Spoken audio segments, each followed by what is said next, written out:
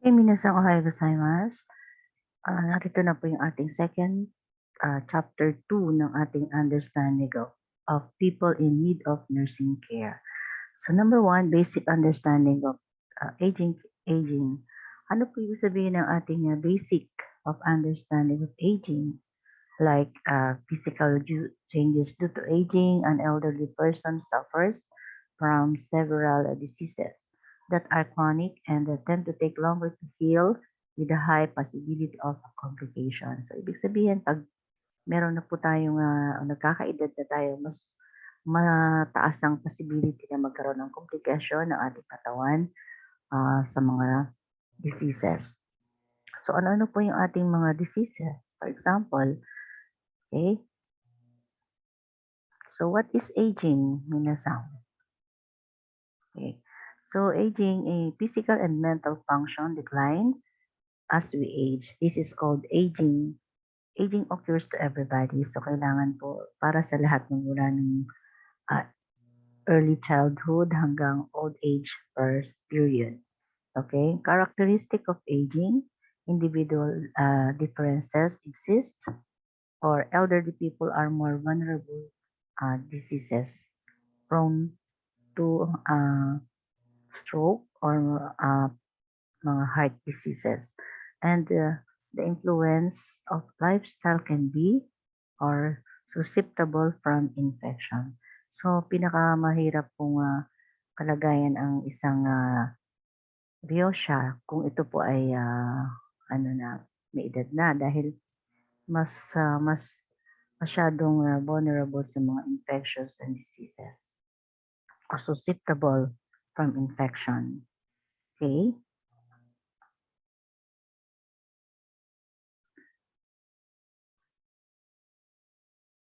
So, ano po yung physical changes due to aging? So, nandiyan na po lahat yung katulad ng mga hearing disability decreases or especially the ability to hear. Mahina na po yung kanyang pandinig or meron siyang hearing disorder. And respiratory function, katulad ng mga infectious and disease. Or renal function decreases and the frequency of urination changes o yung mga madali ng nasa banyo palagi or maya ang kanilang hindi nila mapigilan ang kanilang mga pag-ihi. And then, muscle strength reduces and which increase the vulnerability to falling. So, mas madali silang matumba dahil nag-shake na yung kanilang mga tuhod. Sobrang hina ng kanilang mga muscles. And eyesight becomes poorer o hindi na sila masyadong nakakakita. Field of view narrower. Ibig sabihin, meron na silang mga naaninag na lang dahil sa kanilang mga sakit. Okay? Ability to taste and reduces. The ability to chew, mastication, and swallowing. Deglutition is reduced. Kahit po sa kanilang pagnguya or paglunok, nagkakaroon na rin ng mastication and swallowing disorder. And muscular walls become thicker and blood pressure goes up. Yung mga blood pressure nila nagiging mataas or bumababa dahil sa kanilang edad. Okay? Habang nagkakaedad po kasi nagkakaroon tayo ng mga malfunction ng ating mga blood pressure. And intestinal peristalsis decreases which increases the vulnerable to constipation. So, mas madali po kasi nga magkaroon ng constipation ang mga Riyosha, lalong-lalo na pag stress, kaya may mga karamdaman na may iba pang mga karamdaman. So, kayo guys, ano-ano po yung mga mental changes na sinasabi nila? Okay? Nandiyan po yung mental changes are affected by the history, time, and background, and living environment of elderly people, which causes individual differences. Therefore, it is necessary to understand that each person different when you provide the nursing care. So, kailangan po nating unawain ang mga Riyosha o ating Croatia na nasa mga facility dahil meron na silang mga history of affected katulad ng mga time, background, and living environment. So, nagkakaroon na rin sila ng mga changes sa kanilang mga everyday routine Okay, nagkakaroon na rin po sila ng mga insomnia, dizziness, headache, or loose appetite, constipation, and mental depression or moody. So nagiging moody na po sila, hindi na natin sila makontrol. So minsan may mga nagwawala sa mga facilities katulad ng mga dati naming mga alaga sa Japan na sa sobrang edad nila o nagkakaroon sila ng kumbaga ang hirap intindihin pero kailangan natin intindihin lalong-lalo na 'pag merong mga hearing disorder na hindi naman natin natin maipipilit sa kanila kung naririnig ba nila tayo. So, tayo na lang po ang mag-a-adjust sa lahat ng oras and observation sa ating mga riyosya. Okay, what is the mental changes? So, ano po yung mga mental changes? Andiyan na po yung frustration, anxiety, and caused by among the others the fact that they are no longer able to do what they could do before. Kung ano yung mga nagiging nagagawa nila nung malakas pa sila, nung medyo okay pa yung pakiramdam nila. So nagiging, yun ang nagiging frustration nila. So hindi nga nila magawa sa ngayon, so parang masyado na silang nafu-frustrate kahit hindi nila kaya, isipin nila kaya nila. Okey, may mga pride din po ang ating mga Ryosha. So, iisipin naman nila na 'pag, binigay mo naman ng full support, ayaw din nila ng gano'n kasi kaya pa nila. Ibig sabihin kaya ng isip nila, hindi kaya ng katawan, okay. So, sense of loss and the sense of helplessness. So, these are caused by among others the separation of by death of husband, wife, relative, or friend, and the change in the role. Excuse.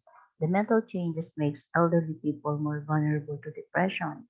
So, ibig sabihin pala guys, ang isang Ryosha, pagka nagkakaroon ng depression, meron siyang pinagdadaanan or andyan yung namatay yung asawa, nag-iisa na lang siya, o yung anak, o yung kaibigan, o nag-change yung mga role ng kanyang pag-uugali. Nagkakaroon siya ng mga mental depression, makes elderly people more vulnerable of depression. So yun po pala ang nagiging dahilan ng kanilang anxiety and frustration. Okay?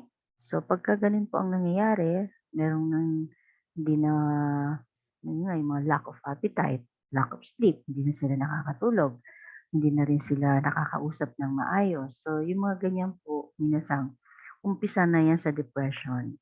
Kahit tayo na medyo magpata-bata pa, dumadaan tayo sa anxiety. So hindi lang po ang mga matatanda ang dumadaan sa mga psychological changes, tayo din.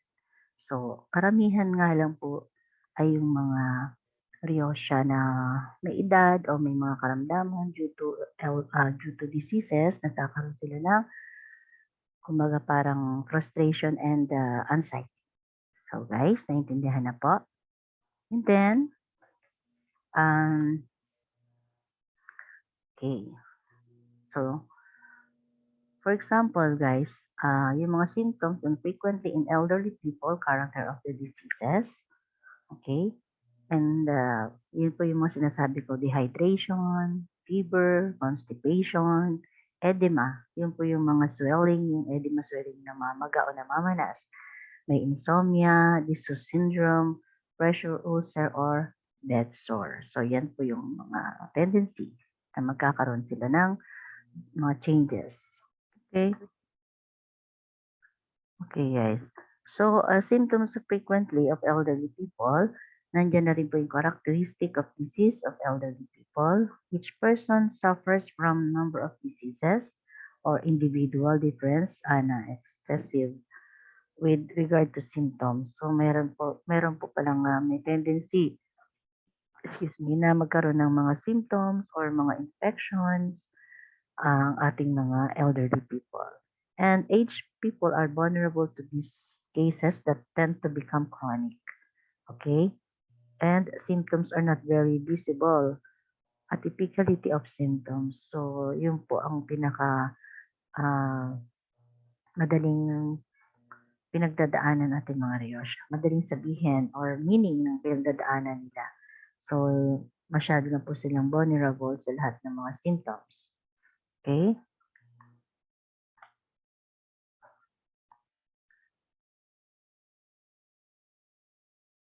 So, ano-ano po yung mga pinagdadaanan ng ating mga Ryosha? For example, about sa dehydration. Okay? Dehydration refers to state where there is a lower than normal amount of fluid in the body. So, ito po yung mga kahit tayo minsan sobrang init, nade-dehydrate, sobrang stress, nade-dehydrate din tayo. So, kailangan ng fluid sa katawan. So, ibig sabihin, kung nade-dehydrate tayo, kailangan tayong uminom ng mga pang-rehydrate para mabawi yung ating mga fluid sa ating mga katawan. Okay? Ano ba yung causes ng diarrhea? Vomiting, fever, perspiration, and decrease in fluid intake, or etc. Okay? So, yun po yung mga nagiging dry lips, oral cavity, and skin. Decreased urinary frequency and urine volume. Lower blood pressure, higher pulse rate, and higher body temperature. So, nagiging abnormal din po yung kanilang kumbaga yung kanilang lower blood pressure and higher pulse rate and higher body temperature. So, nagiging kumbaga abnormal ang kanilang mga decreases sa frequency ng kanilang urine and volume. So, ano po ang dapat natin gawin? Minasang? So, amount of to maintain in the body, but dehydration occurs when the balance between intake and excretion is lost. Okay? So, points of nursing care. Ano ba yung mga points of nursing care? Hydrate the user in case of lightheadedness or masakit ang kanilang mga ulo or proper blood pressure. Control the room temperature. Kung meron pong sobrang init, lalo na pag winter, sobrang mainit yung kanyang room dahil sa heater, i-control natin ang room temperature. Okay, have the user take fluid before and after a bath and while exercising. So kasi minsan pagka naliligos ang ating mga Ryosha, nag-ooforo or sobrang init ng kanyang pinapaligo. So nade-dehydrate po siya. So bigyan natin siya ng maiinom or ano pang mga fluid na kailangan niya i-intake like tsaa or mga juices. Kasi kasi po minsan may tendency habang naliligo siya yung pawis na lumalabas dun sa kanyang katawan. So yun yung nagiging cause ng dehydration. Okay? Serious dehydration may lead to death and have the user visit medical facilities or weight loss. So nagiging madelikado po ang dehydration kahit sa bata. Nakakamatay din po ang dehydration.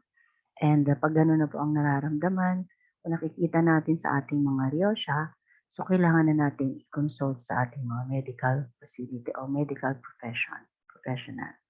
So ano pa yung mga fluid balance? Maintenance, the balance between fluid intake is questioned by orally or taking food and drinks will lead the maintenance of healthy life. So kailangan natin i-maintain or sample, bigyan mo sila ng mga jelly. Maganda po ang jelly dahil ang jelly ay nakakatulong sa mga decreasing ng kanilang urine volume. And pwede rin naman na mga yogurt or bigyan mo sila ng water 8 glasses a day or kahit hindi 8 glasses o kada inom 2 glasses per drink.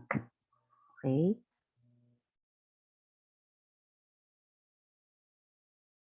So, yan po ang pinasang kailangan nating i-hydrate ang ating user. So, pag dehydration na siya, nakikita mo ng nade-dehydrate na siya, bigyan mo agad siya ng mga first aid like mga fluid intake.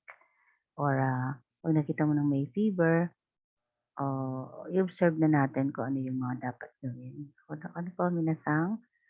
Okay, naintindihan na po and just continue again our lesson.